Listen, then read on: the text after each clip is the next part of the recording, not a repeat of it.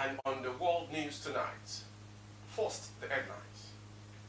Abbas unveils principal officers in 10th House of Representatives. Former Education Minister Adamu visits Tinubu at State House. Tinubu Shittima to open defense Wednesday in Obi. FG blames state government for low enrollment in technical education. And on sports, Ighalo in talks to join new Saudi club. I am Rrør Repila Lawa. The news shortly. The Speaker of the House of Representatives, Tajuddin Abbas, on Tuesday revealed the new principal officers of the 10th House of Representatives. They include Julius Ighalo, Edo APC House Majority Leader, Alims Abdullahi APC Kogi Deputy Majority Leader, Bello Kumo APC Gombe Chief Whip, Adewumi Ononuga APC Ogun Deputy Chief Whip. Abbas also read a letter from the Minority Caucus which detailed the names of the principal officers. The letter named Kingsley Chinda, PDP Minority Leader, Aliyu Madaki NNPP Deputy Majority Leader, Ali Isa PDP Minority Whip, and George Ozodinobi Labour Party Deputy Minority Whip. In a similar vein, Senate President Godswill Akpabio announced the principal officers of the 10th Senate, whom he said emerged by consensus. The new officers are Senator Okoyemi Bamidele from Ekiti State as Senate Leader, Senator Dave Umahi from Ebonyi State as Deputy Senate Leader, Senator Ali Undume from Borno State as Chief Whip, and Senator Lola Ashiru from Kwara State as Deputy Chief Whip. Akpabio also announced the names of minority principal officers: Senator Simon Devo, Plateau North PDP Minority Leader, Oyewumi Olalere Osun West PDP Deputy Minority Leader, Darlington Nwokiocha Abia Central LP Minority Chief Whip, and Rufai Anga Kano Central NNPP Deputy Minority Whip.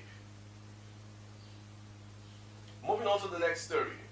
President Bola Tinubu is meeting the immediate past Minister of Education, Adamu, at the State House, Abuja.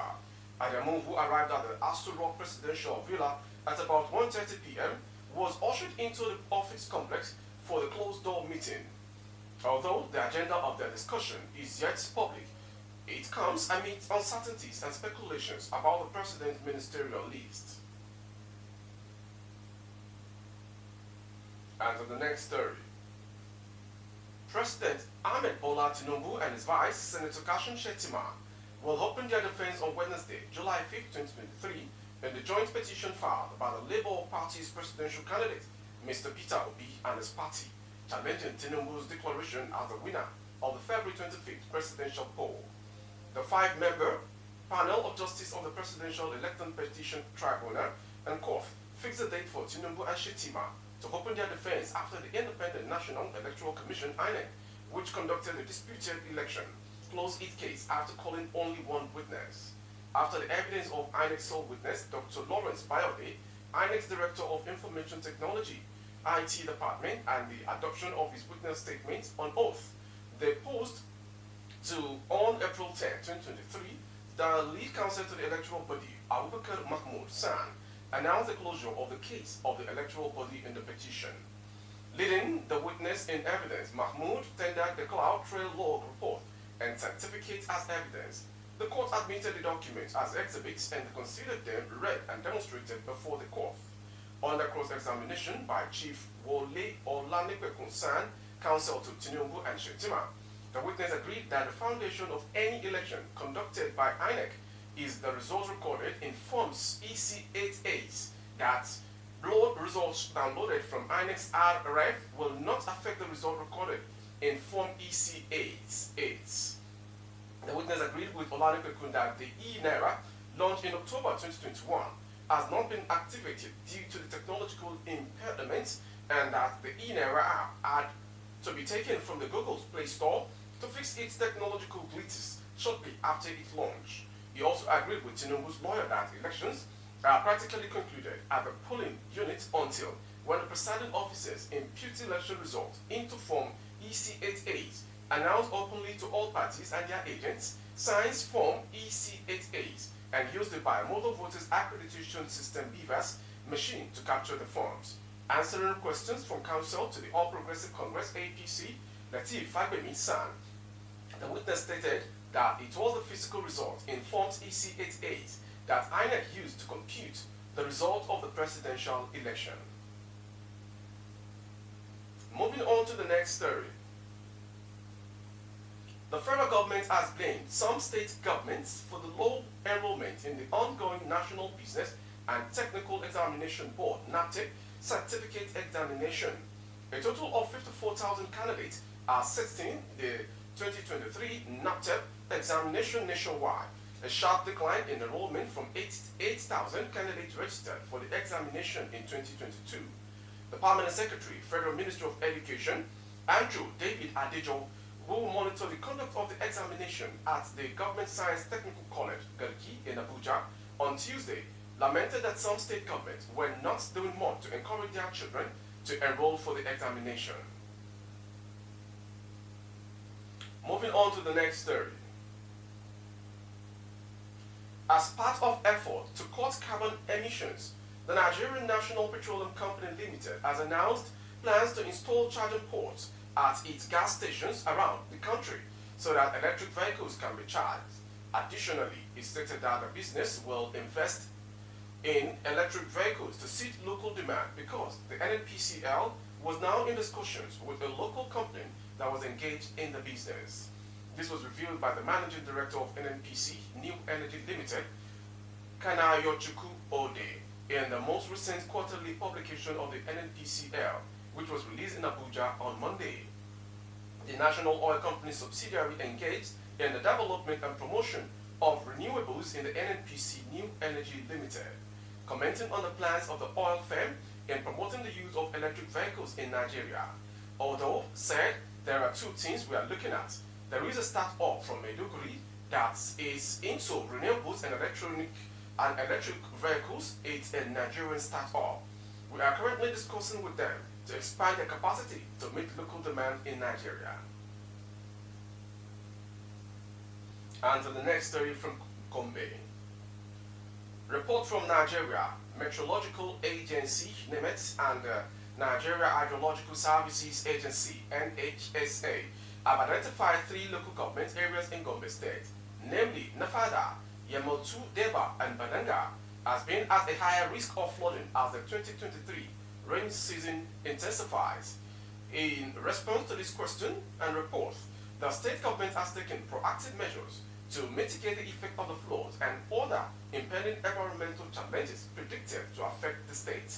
Governor Muhammadu Inuwa Yahya has directed the Ministry of Environment and Forest Resources to collaborate with relevant stakeholders and activate state emergency response and management resources to ensure the safety of lives and property while mitigating the effect of the upcoming weather events and other potential life-threatening consequences. Moving on to the next story. The Arewa Youth Assembly, AYA, has decried a call for President Bola Ahmed Tinubu to negotiate with terrorists the same way late President Umaru Musa Yar'Adua handled the Niger Delta crisis. According to a statement issued by the Speaker of the group, Mohammed Salihu Dandani, our group strongly disagrees with Mr. Bakura's position and feels compelled to express our concerns. The group slammed Senator Yerima Bakura, the former governor of Zamfara State, following his recent call for negotiation with terrorists, saying while they recognize the complexity of the security challenges facing the northern region, they believe that negotiating with bandits is not a viable long-term solution. Banditry and other forms of criminality pose a significant threat to the peace and stability of our country. Therefore, we urge the relevant authorities, including the federal government, to prioritize the use of all necessary means to address this menace. And to the next story. Gunmen believed to be bandits shot an officer of Benue State Volunteer Guards, BSCVG, dead and abducted 2 people in Uba, rural town of Logo local government area of the state. Residents of corresponding immediately that the incident happened around 3 p.m. on Monday. The witnesses said that the 2 people kidnapped by the gunmen include The principal of Ugondo College in Uba, Abraham Yengebe, popularly known as Paco, and the wife of the proprietor of Gifted Northern Primary School in the community. They said the robbery gang drove in a car to the town, carted away other 2 cars and undisclosed amounts of money, as well as telephone handsets from customers at this joint situated close to Yusupet filling station, where they also robbed their victims. It was gathered that the volunteer guard was shot at the checkpoint, where he and his colleagues mounted a roadblock to prevent the robbers from escaping. Witnesses said that the wounded personnel was, however, rushed to the General Hospital, Uba. Confirming the incident, the Public Relations Officer, PRO, of BCVG, Akoge College, told correspondents on telephone that the personnel shot by the gunmen died. Meanwhile, the spokesperson for the Benue State Police Command, SP Catherine Anene, said she had yet to receive any report concerning the incident. From that story, we'll go to the foreign story. French President Emmanuel Macron raised the idea of handing out quick-fire fines to the parents of children caught committing vandalism or robberies as part of the government's response to days of rioting. Of the nearly 4,000 people arrested since February and Friday, during riots, more than 1,200 are minors, the Justice Ministry said. Meeting police officers in Paris on Monday evening, Macron thanked them for their work and floated the idea of speedy punishment for parents who fail to control their children. With a first-time crime, we need to find a way of sanctioning the families financially and easily, he said, according to comment reported by the Parisian newspaper. The 45-year-old head of state said it would be a sort of minimum price for the first creep-up. At the height of the rioting last Friday, Macron had appealed to parents to control their offspring. That followed the arrest of rioters as young as 12 during the breakdown in law and order sparked by police shooting a teenager dead in Paris. And to complete the world news is the sports story. Audion Ighalo's representatives are in talks with a Saudi Arabian club for a summer move. Ighalo is a free agent after leaving Al-Hilal at the end of last season following the expiration of his contracts. Sky Sport reported that the talks have been with Al-Khalij, who will barely escape relegation from the top league, and Al-Azim, who have been promoted to the Saudi Premier Division. The forward was top scorer in Saudi League 2 seasons ago. The Nigerian failed to retain the crown last season as he netted 19 times. Ighalo also was featured for Al-Shabaab in the Saudi Arabia Professional Football League. With that sports story, we've ended today's world news. Before we go, some headlines. Abbas unveils principal offices in 10th House of Representatives. Former Education Minister Adamu visits Tinubu at State House. Tinubu Shittima to open the fence Wednesday. FG blames state government for low enrollment in technical education exams. And on sports, Ighalo in talks to join a new Saudi club. For more updates of our broadcast on YouTube, our handle is BGI TV Current. Kindly subscribe and click on the notification bell to access all of our broadcasts. On Facebook, with Alawi Adebayo, please like and follow the page. For advert placement of goods and services, coverage of events and functions, please dial the phone number streaming on the screen. Thank you for watching. I am Mauriwe Ravila Lawa.